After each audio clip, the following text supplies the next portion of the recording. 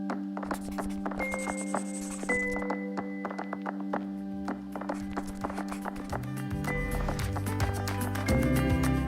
is Ali. He really enjoys his job as a programmer, right? I love it, yeah. But this wasn't the job he always had. I worked in advertising before. I did art direction. But who could guess anyway that a war is gonna break out and things are going to change? Ali fled from Syria. 3 years ago, he came as an asylum seeker to the Netherlands. But finding a job in the Netherlands as an advertiser was difficult for Ali. So he followed a 3-month course in computer programming and shifted his career focus. And this is Niels, the founder of the company Fonk, where Ali works. He's really happy that he hired Ali because finding really good people is difficult in this world, especially good people but also fitting our DNA. Ali started out at Fonk as a volunteer. That sounds like a no-risk method to find new talent for you, Niels. No, that's not true. Even a volunteer takes effort for our people to train him, so it's always risk because you put hours in it which you can also put in other stuff. And it's not risk, it's all about investment and about learning. So even if it didn't work, it was a learning process and then you get something from it. And that investment into Ali worked out positively. But Niels, didn't it matter to you that Ali's only relevant training was a 3-month course in computer programming? In this world it's all about learning skills and not about the skills you possess. So I'd rather have people who can learn really fast and are open for that than really people who are stuck. Like Ali, there are many motivated and skilled refugees in Europe who are enthusiastic toward working and building their careers. And there are many companies that are looking for skilled staff. Say hi to Ilnaz. She starts each day helemaal vrolijk. Ik heb zin in om naar mijn werk te gaan. Ik ben blij dat ik een onderdeel ben van een geweldige team. Ilnaz came as a teenager to the Netherlands. Together with her mother and sisters, she fled from Iran. After finishing high school, she studied to become a lawyer, but finding a job turned out to be difficult. Honderden sollicitatiebrieven gestuurd. Op een gegeven moment ben ik gestopt met sollicitatiebrieven en ik ben gaan netwerken. Ik kende niet zo heel veel mensen uit het bedrijfsleven of mensen die aan het werk zijn. The result of all this networking was pretty rewarding. Zeker wel 20 mensen gesproken die wel open stonden om met mij in gesprek te gaan.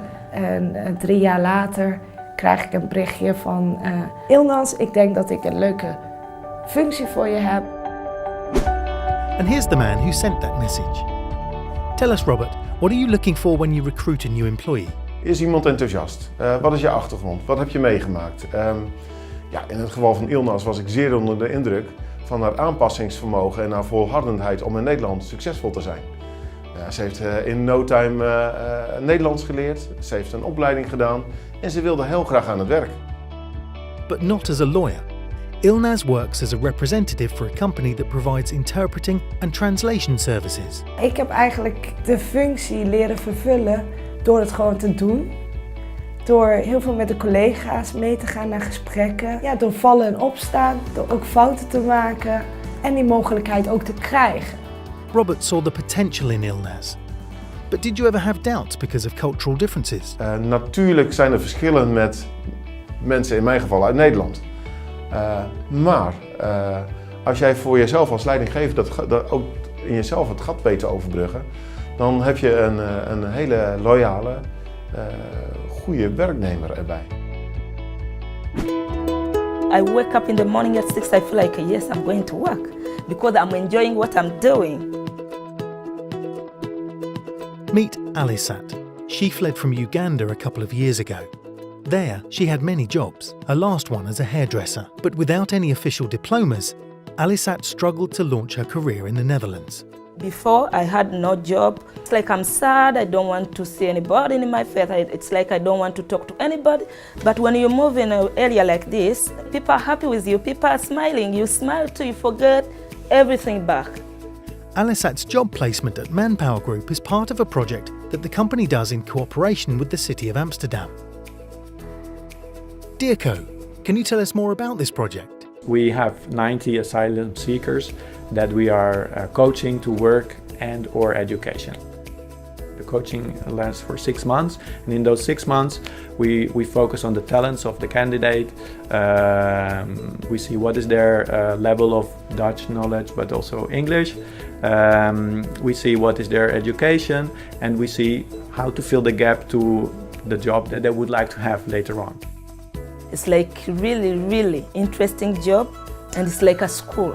I'm learning how to cook, I'm learning how to do new things, and it helps me to improve my language because every day I learn new words.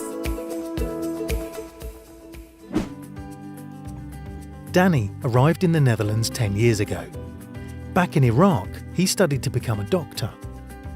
But here in the Netherlands, he followed a new education path to become a physical therapist. And he successfully received his qualification.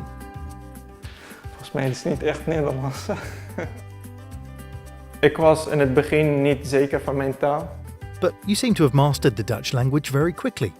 Vanaf de eerste dag had ik aan het einde van de dag het gevoel van... Oké, ik had angsten, maar die zijn eigenlijk niet reëel. Dus. So now you're a qualified physical therapist. What steps did you take to get here? Ik was hier beland in Nederland en ik had geen diploma van de middelbare school. Ik wou verder gaan met studie. En dat kon niet zomaar, dus je kunt niet zomaar beginnen met de universitaire of HBO-opleiding. This is why he decided to follow a one-year program to compensate for the final 2 years of Dutch high school. Toen ik de diploma had van de middelbare school hier in Nederland, mocht ik meteen meedoen met de loting voor de opleiding fysiotherapie. En ik was gelukkig aangenomen. After graduating, Dany found an employment agency which specialises in the physical therapy sector. And here's the man who hired Dany. Dimitri, were you motivated to recruit Dany because he was a refugee, or were there other reasons? Het maakt voor ons niet uit of hij vluchteling is of geen vluchteling is. Dus voor ons niet van belang in onze selectie of wij iemand goed als personeel vinden. Wat voor ons belangrijk is, in eerste instantie hoe ze met de patiënt omgaan. Dat is voor ons het allerbelangrijkste. Netjes zijn ten opzichte van de patiënten, alles goed kunnen verwoorden. Hij spreekt de Nederlandse taal echt hartstikke goed al. So in general, it's difficult to say what we can tell the employers about the refugee. I mean, the refugee does not exist. I mean, everybody is different. What we keep saying is focus on the talent. Look at what is this person, what is his qualification, what are his skills, what can he contribute to your company. You don't judge people on how they look or where they come from or anything like that. It's all about how you interact with the group, how you communicate. It's really interesting to have a diverse type of people in the house. We have a really diverse team, and what you get is a lot of empathy for people. They talk to each other and they try to understand each other, so it broadens our people's mindsets, which makes us more humble people and better designers. Find more stories of employers and refugees at fromskillstowork.eu.